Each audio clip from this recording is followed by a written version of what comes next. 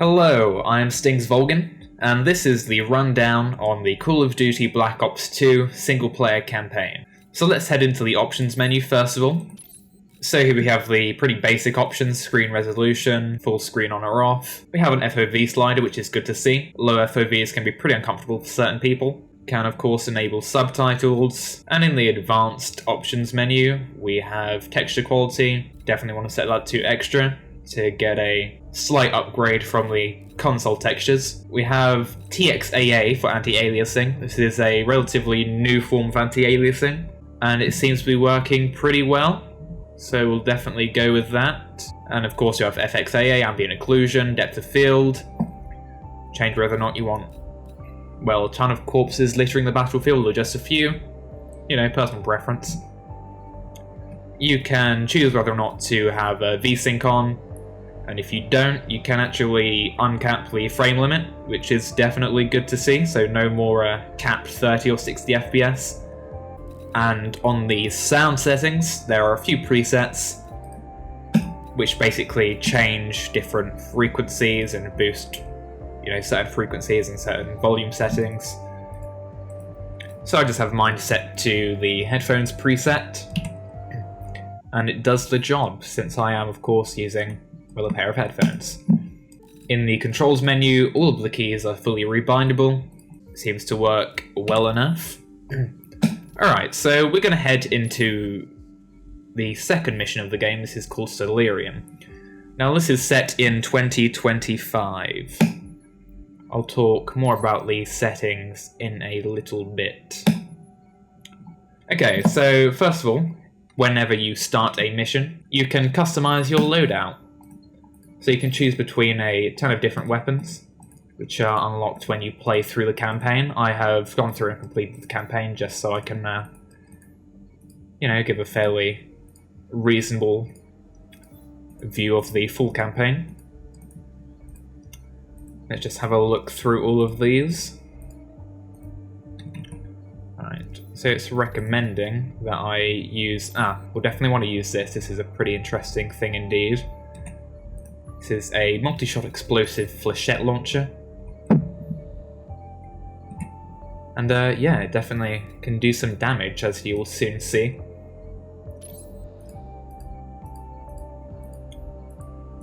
Now, we're kind of spoiled for choice here with the assault rifles.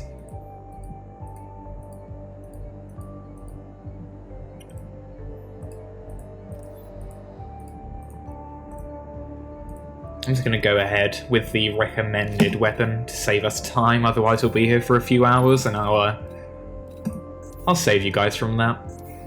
I'm a kind guy like that. Right, so we have a few attachment options. Of course, we have the different sights, but we have a few new sights here. We have a target finder, which basically, if you guys recall from the first Black Ops game, for example, when you're in a chopper gunner, you'll see the red diamonds show up over your enemy. Basically, that does that, but through your crosshair. You have a hybrid optic scope, which allows you to switch from between ACOG and reflex sights, and a millimeter scanner. This will detect heat signatures, and I'll show you how that works in action as soon as we get into the game. Of course, you have a laser sight, suppressor, extended clip, all fairly self-explanatory. The good old noob tube there, and you can select fire rates with this achievement. Attachment, rather. Same difference, right? Okay, so there are a few perks here. You can select 3 of them, and for the weapons you can select up to 3 attachments as well, as long as they don't conflict. So obviously if you choose a millimeter scanner, you can't stick a EOTech sight on top of it. That would cause some issues. For certain special weapons you can't add on any attachments, but that won't be too much of an issue as this weapon seems to do the job anyway. So yeah, back to the perks. The access kit allows you to, as it says, access some otherwise inaccessible parts of the map. Hopefully I'll be able to show you an example of some of that in this mission. I can't recall. It is indeed the second mission in the game, and I have played through all of it, so No, we can hope. We can hope. So fast hands allows me to switch weapons more quickly. Self-explanatory again. And adjustable stock. I was about to say adjustable sock there. Sure, why not? Can have one of those. Might help. Allows us to walk faster while aiming down the sight. Alright, now we've got all of that housekeeping out of the way. Let's head into the game.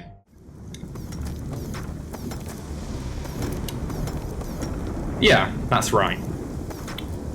Because, who needs climbing hooks, right? So yeah, now we now have nano gloves, which allow us to climb up any surface. I will indeed be cutting out cutscenes for you, just to save from spoilers and from, well, long cutscenes which you might not want to watch. Alright, so, as you might expect from, you know, COD games, there are these kind of pretty much scripted events where you have a slight bit of interactivity. In 2025, this is how we roll. The surface is a little uneven. You know, we could just slowly climb across and be all safe, but hell no. Ready? Okay, hotshot, your turn. Right, so while we're swinging across, let's talk graphics. One more time. As you might be able to see here, I definitely hope you can. Textures are pretty low resolution. Oh dear, sorry buddy.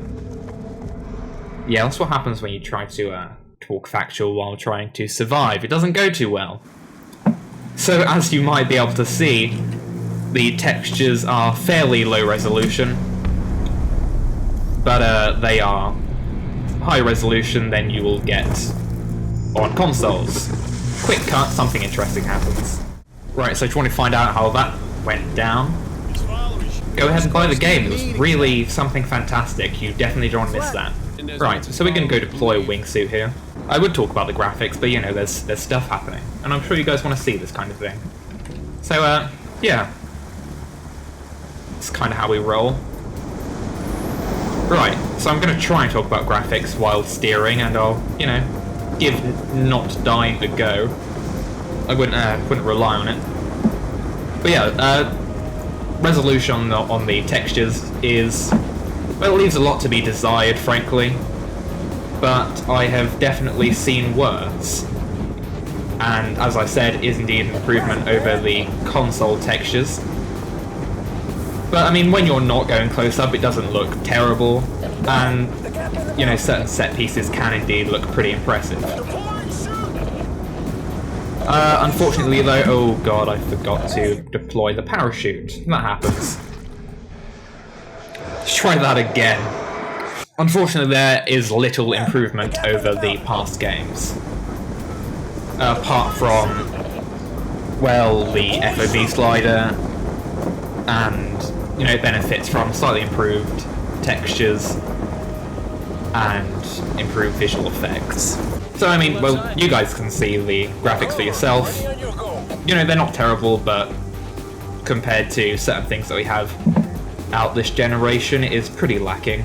But you know, as I said, I mean, when there's a lot going on and you know, you have sort of badass Hollywood flick action scenes, I mean, it can still look pretty cool if you appreciate it for what it is. But we'll talk about that later on as well. We're going to skip this cutscene, and I will continue. This is Harper. I'm actually going to bring you back for this, because this is kind of cool. Preparing to leave location. Advise. We need firm intel on it. Just keep your eyes open. Clear to engage. Yeah. 2025, ladies and gentlemen. Right, so back to reality. Yeah, not quite. The game is set between 2025 and the 1980s. In the 1980s, you're basically playing...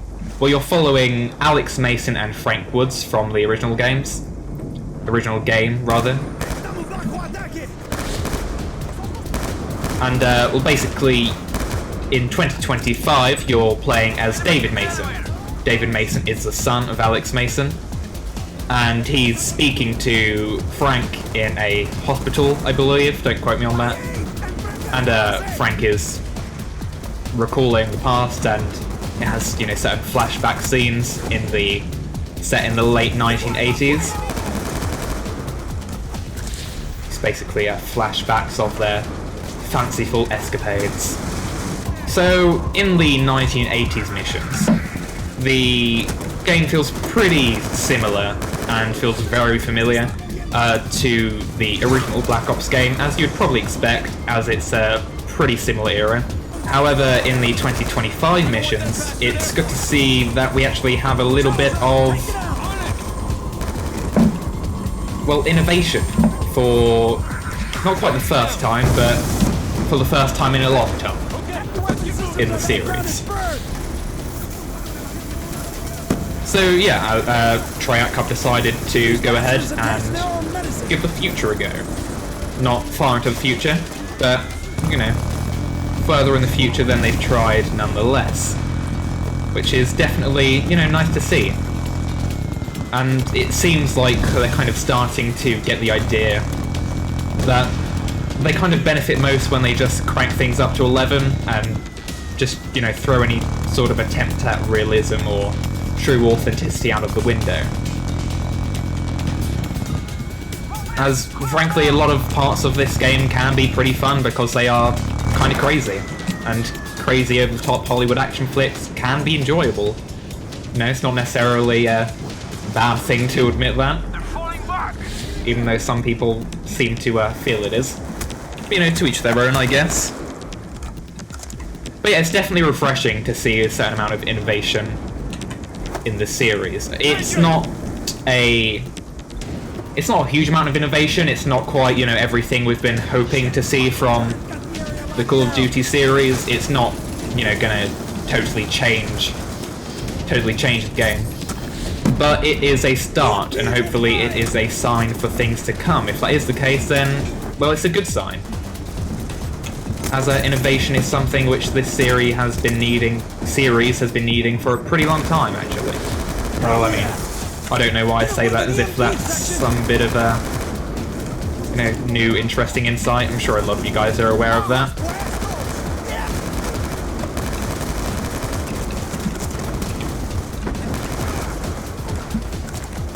But yeah, this game is at its best when you're just doing stupid things.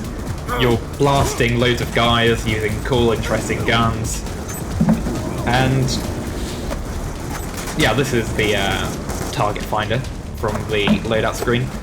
Well, yeah, when you're just killing loads of guys and going on rampages and playing with cool new technology, rather than the same thing we've seen for the, you know, past two games, a la Modern Warfare 3. Not a very enjoyable game in my experience. Right, so now that we aren't getting our arse shot off, let's talk about the sound assets. They're not the best sound assets you've ever seen in a video game. They're okay, the voice acting is pretty decent. And, you know, it's immersive. It's as immersive as a Call of Duty game can be. I mean, you know, there are obviously disconnects when you see absolutely ridiculous things happening, but, I mean, you know, it's a video game, what do you expect? But yeah, no, sound assets are pretty decent.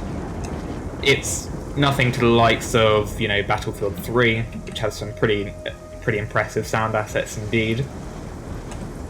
But, you know, the guns sound okay, and yeah, it's not too bad. Not too bad at all. But I mean, again, it's nothing mind-blowing, but they work, and you know, it adds to the game, adds to the experience, and the experience from my experience is that, you know, it's a bit of fun. Right, so let's talk about this story now. We'll do that while these guys break into the door. Holy shit. Look at this. What we saw up top was just a front. So, the story is set in, well, as I explained earlier, 2025. And basically, we're dealing with an extremist who has a lot of support using social networks. And basically, the threat from this guy is that he plans to put superpowers up against superpowers up against each other in the world, and basically, you know, cause some issues in the world. Basically, cause a new Cold War. Salazar, get it open. Cold War 2, as it were. Doesn't quite have the same ring to it. So we have optical camouflage here, very cool. Another quick look at the Maybe you should suit up. technology They'll barely available. see you. So yeah, another threat is that this guy plans to release a things go boom. Things that go boom can kind of hurt. So he threatens to release a virus which can basically take control of like drones and other sort of electronic technology. And we are indeed in 2025, so I mean that's a lot of stuff. And if they take that over, well, we're not going to be in a good state whatsoever. So obviously we'll be attempting to stop that as much as we possibly can. Keep pushing. They sure as hell don't want us in here. So, those were the explosive flechettes. Pretty cool. Ammo is limited though, so we'll just swap that out for something else.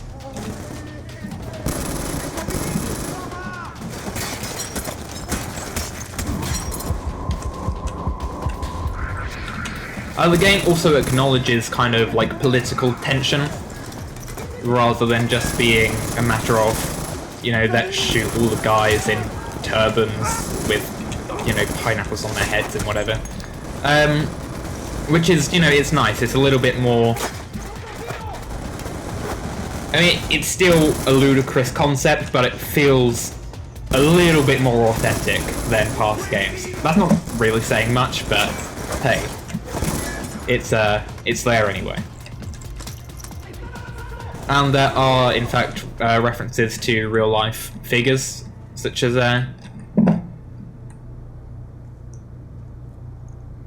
Petraeus, who you might have heard of recently, CIA... oh god, what was it?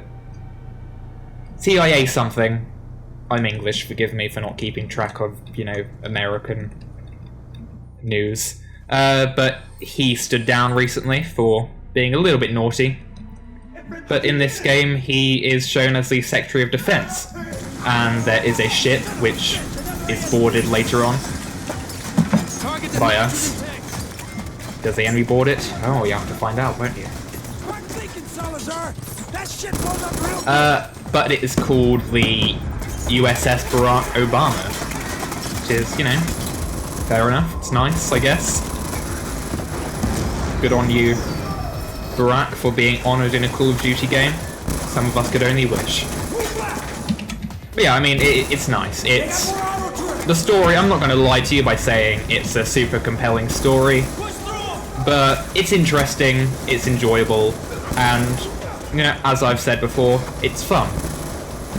I'm not going to lie to you again and say it's a technically brilliant game. It's not, and, you know, there's more innovation than there has been for a very long time, but it's not exactly a totally fresh game. But, you know, it's mindless, harmless fun, and I have enjoyed, you know, parts of this quite a lot, and I suppose that is kind of the... oh dear. Oh, that's a nitrogen tank exploding. Yeah. Freezing to death and then getting shot and probably shattering a bit. I reckon I'd pass on dying that way. As I was saying, yeah, I mean, I've had fun with the game, and, you know, if you feel like you will have fun with it, and if you will have fun with it, chances are you already have a pretty good idea by now. But regardless, we will continue onwards, and we'll talk about, well, the core gameplay. So, as no doubt you have already seen, if you have any experience playing Call of Duty games before, the game is pretty familiar to games further back in the series. Okay, we're clear.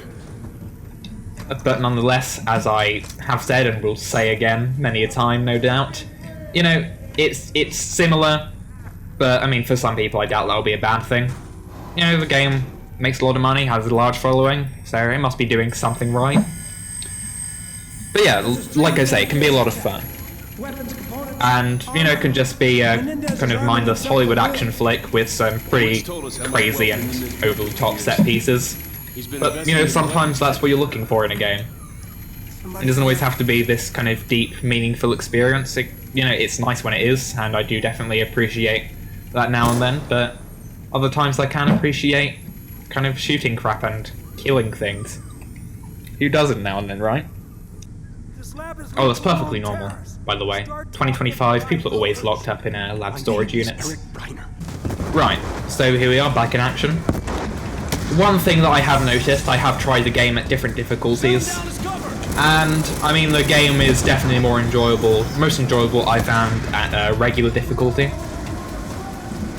I mean, the game isn't necessarily hard on the high difficulties, it's just that, well, it kind of comes down to a sit behind cover and wait for your health to regen simulator. Which, I don't know about you, but I don't really... For me, that's not where the enjoyment from these games comes from. You know, I like running around, shooting and, you know, messing around with crazy weapons. That's what I find fun in this game. You know, it's my experience. You might beg to differ, and you might enjoy certain other parts of the game. If so, fair enough.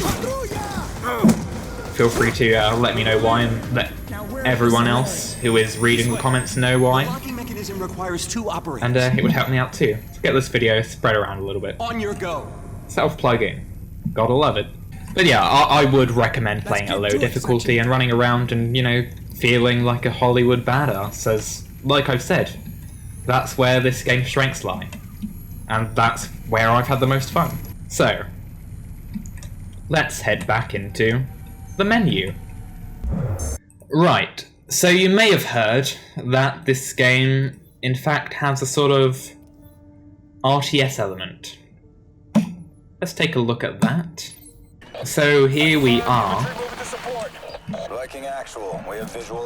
So in this mode, you are able to take a view of the battlefield from an RTS viewpoint. Basically, you can order troops around. It's fairly basic, and they'll die pretty quickly, unless you take control of them yourself. Basically, this is the easiest way to complete these missions, in my experience. You can switch between different units within a squad, just by holding the corresponding button down at the bottom there. So the objective here is to plant network intruders on the capture points.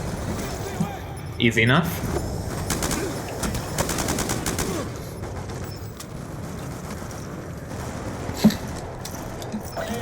So, generally speaking, you're going to be pretty hard pushed to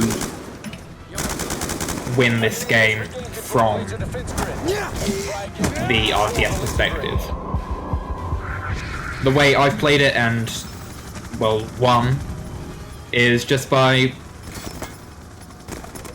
picking up one of my troops, killing a few enemies, protecting the points that I need to protect, capturing the points I need to capture, and then switching to a unit which is nearer to the next point I need to get to. You can of course send units around. I'm not sure I'm not sure what the default button is, but I have it set to control. You can select a unit and tap control to send that single unit there, or you can hold down control to send all your units there. And that is how I tend to do it. I just run around, send all units where I'm going to, and, well, you know, do the job. And that tends to do the job.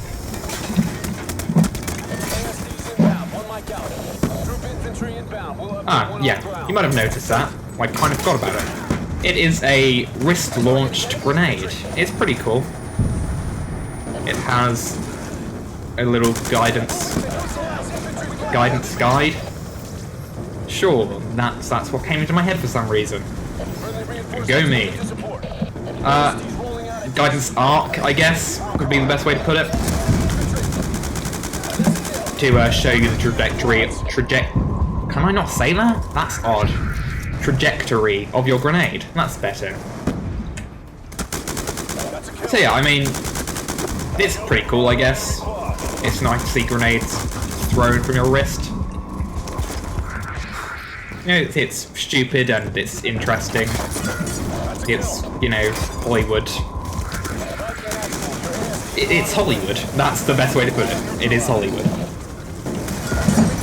You know, for me, that's okay. For others, it might not be. And if it's not, that's okay. We are losing the scrambler. He's down.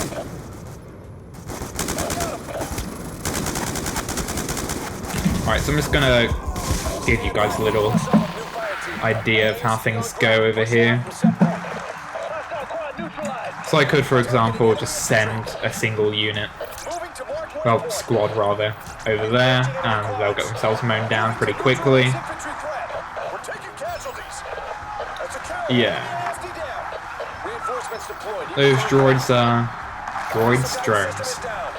Drones, what's the difference? Are pretty painful.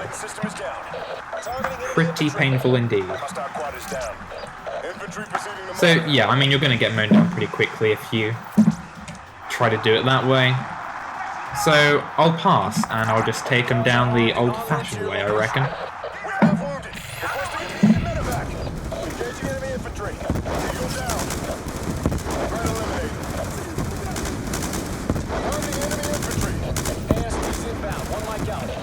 Right, so while I finish off this, we might as well give concluding a go. So I don't think there's much more I need to say. I think everything that I would say in a conclusion I've pretty much already said multiple times. Graphically, you know, the game is... well, the game is. Graphically, you know, the game isn't anything different from what we've seen already. You know, slight improvements here and there, but, well, that's not really saying much, frankly. But, you know, set pieces can be impressive, and as a whole it doesn't look terrible. But, you know, it is what it is.